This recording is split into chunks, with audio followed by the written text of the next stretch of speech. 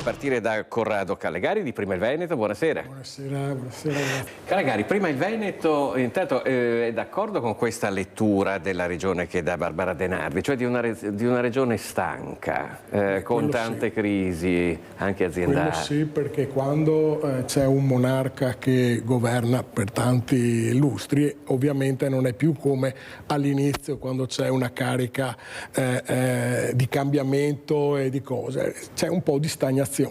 Comunque finalmente oggi abbiamo preso che il viceré in Veneto ci ha comunicato finalmente la data che tutti sapevano, ma l'avrebbe potuta comunicare anche prima, invece se l'è venuta a tenere nel cassetto, e oggi ci ha fatto un annuncio spettacolare dicendoci che ci concede di andare a votare. Abbiamo assistito in questi ultimi mesi a un teatrino pietoso che per me il Veneto non si meritava.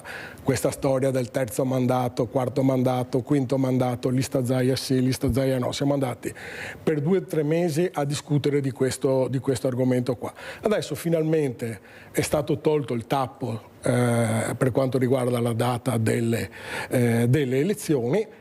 Il centrodestra, problemi suoi, non ha ancora comunicato il suo candidato e dispiace, diciamo da Veneto, anche da indipendentista, che per l'ennesima volta continuiamo a subire Roma e Milano nelle scelte di casa nostra. Questo non dovrebbe essere accettabile.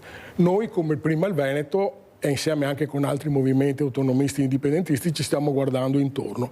Interessante è la posizione di Tony Darè, che se lui con il suo movimento decidono di correre al di fuori della coalizione di centrodestra, sicuramente noi potremmo esserci, ma non solo noi, ma anche altri movimenti con cui noi stiamo anche lavorando nella visione di un partito regionale futuro da far decollare dopo queste elezioni, perché ovviamente si sente la mancanza di un movimento che sia radicato nel nostro territorio. Una volta ce n'era uno, ma ha perso i pezzi durante la strada, adesso abbiamo visto dove è finito.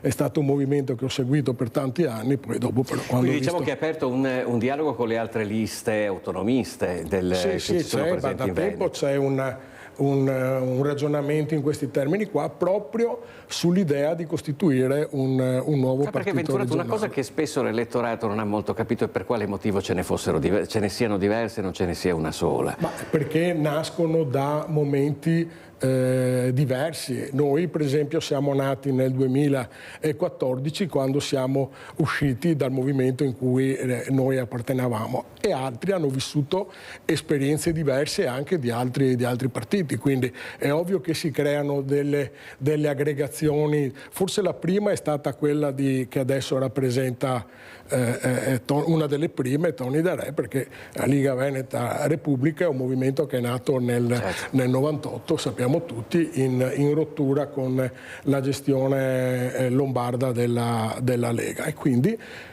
diciamo che noi ci stiamo guardando intorno e abbiamo iniziato anche a ragionare con Tony Darè, anche perché quanto potreste pesare, vi chiedo, Darè e Callegari, se vi uniste tutti? Il segretario di Treviso, io ero segretario di Venezia, quindi abbiamo lavorato. Ma quanto pesereste secondo voi se foste tutti assieme?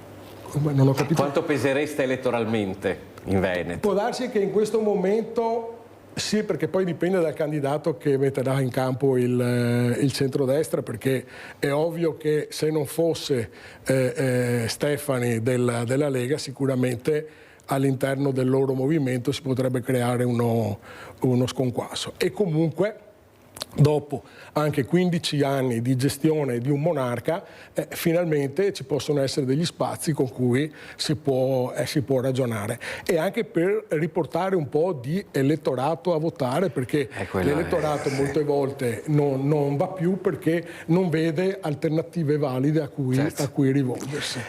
Parliamo di Veneto. non di altre regioni, parliamo di Veneto, del problema del Veneto. Sì, ma ho facendo un ragionamento. Che hai detto prima una cosa giusta sulla pedemontana, parliamo di cose più vicine a noi. Calegari, sto facendo un ragionamento per rispondere, mi è stata fatta una domanda. Allora ho detto, il centrodestra. Adesso arriviamo anche da lei. Vado a fare un caffè fuori e ritorno più tardi, insomma.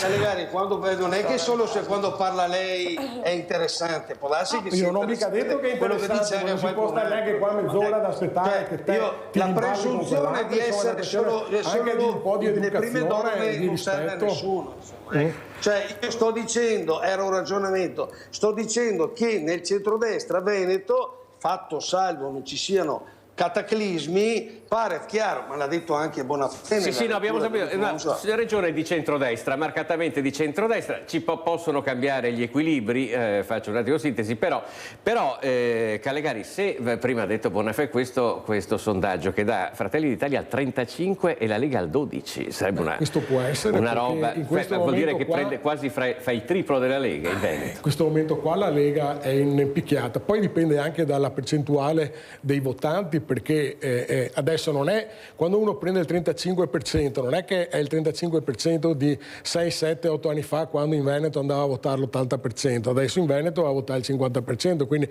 in teoria bisognerebbe non solo andare a vedere le percentuali, ma anche in termini di voti com'è lo spostamento dell'elettorato.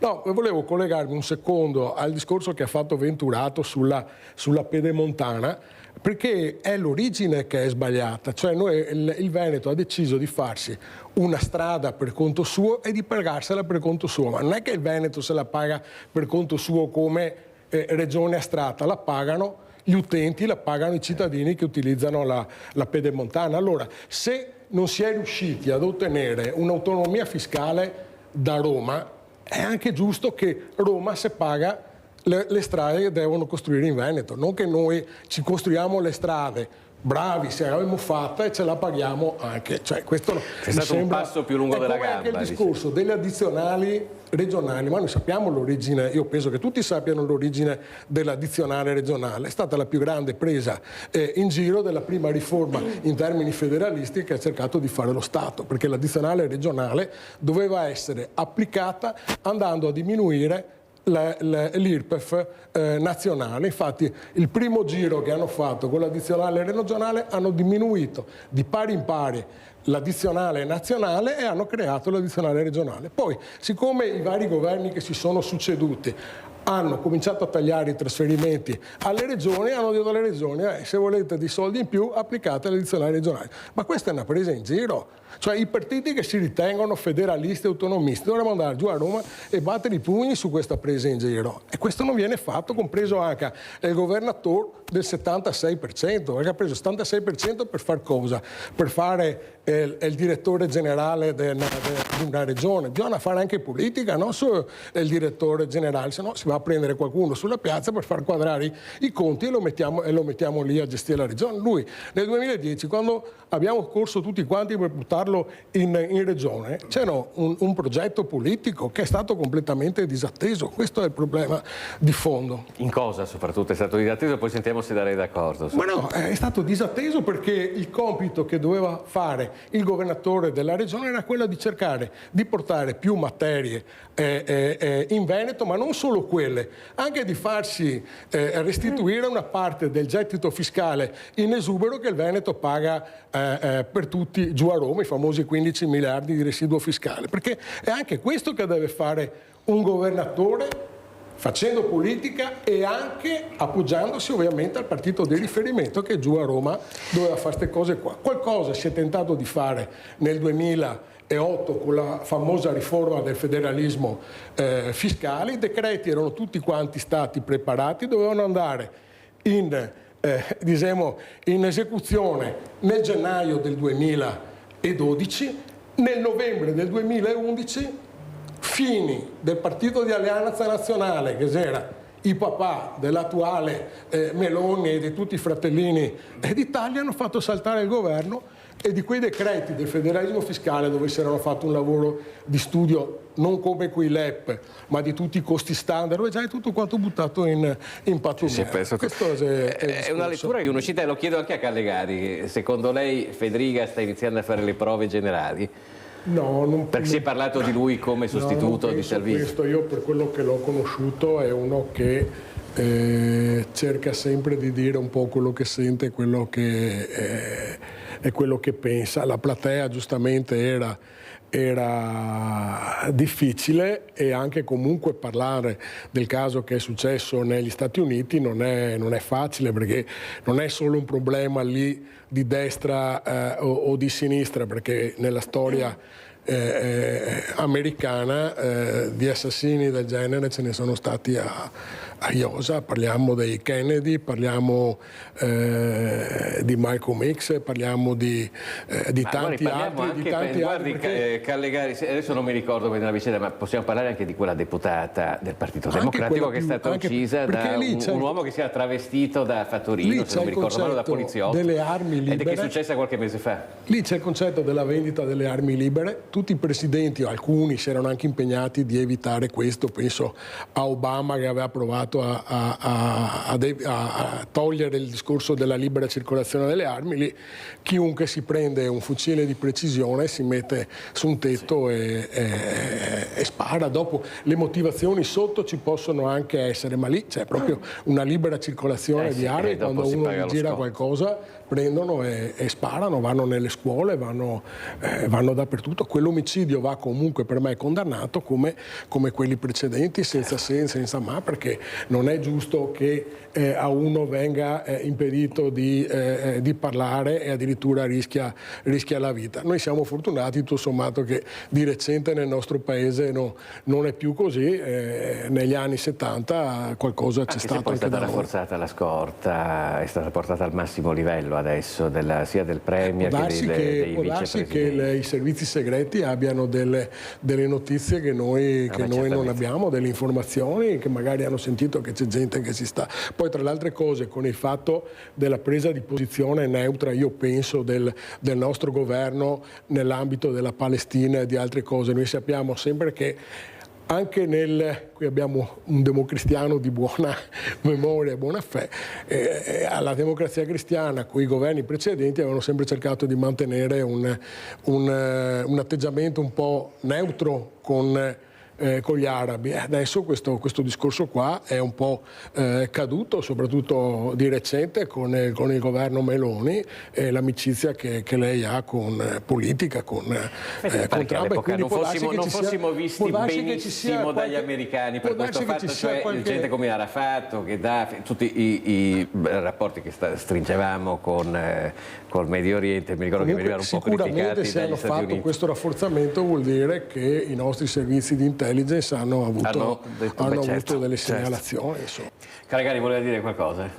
No, io credo che su questo forse siamo, al di là della questione allora, di Fini, quando lui dice che parlo di Fini, perché in quel momento lì c'era stata una grande riforma che stava venendo alla luce, che era quella del federalismo fiscale con i costi standard, cioè un'attività che aveva impegnato i gruppi parlamentari per ben 4-5 anni, perché si sarebbe dovuti arrivare al concetto dei costi standard delle spese pubbliche uguali dalla Sicilia alla Val d'Aosta. Questo era il concetto di fondo. Parlo di Fini perché è Fini che ha fatto saltare il governo nel novembre del 2011, togliendo la maggioranza al governo Berlusconi e facendo arrivare poi l'amico Monti con tutti i disastri che si è portato dietro.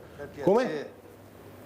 No, non sento cosa non è d'accordo. Non criticare Venturato quando fa un discorso più in senso lato e tu, Callegari, vai a trovare le cose di un secolo fa. Parliamo del futuro. No, Venturato, noi parliamo del futuro, le stava spiegando solo perché aveva citato Fini. Vado a berlo io il caffè.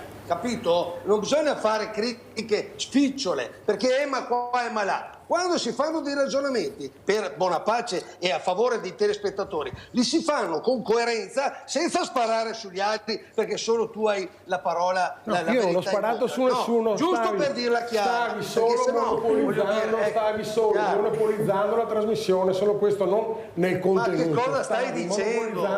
Evidentemente, ho parlato meno di tu. Evidentemente ti ho colpito nel vivo. Sì, però è anche vero che quando tu vai, che hai bisogno, ti dicono...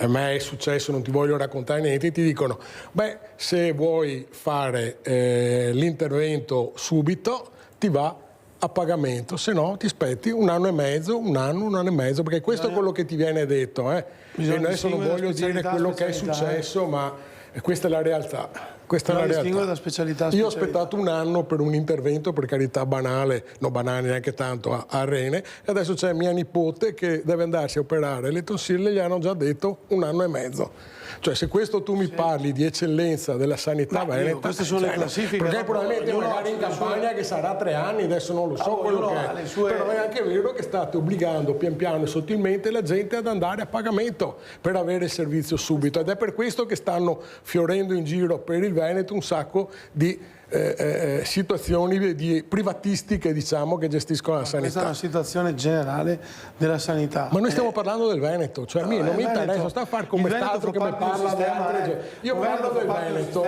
parlo dell'efficienza sanitaria del Veneto, cioè bisogna che si disegno queste robe. Durante il Covid c'erano i ragazzi che ritornavano in Veneto perché all'estero, nei grandi sistemi sanitari, per esempio in Inghilterra, negli Stati Uniti, in Germania non gli garantivano le cure. Questa è la realtà. Però i nostri medici che va invece in Inghilterra perché vengono pagati di più. Certo. Se noi avevamo la possibilità di fare il contratto. Il Veneto è contendibile per questa discussione adesso degli ultimi minuti. Se la Lega, che ha perso, diciamo, la sua tradizione, ha in personaggi come Caligaro, come D'Arè, degli arieti che vanno a riprendersi il patrimonio della Liga Veneta, a questo punto vince la coalizione che ha un voto in più rispetto all'altro. Certamente. Corrado Callegari di Prima il Veneto. Buonanotte a tutti e alla prossima.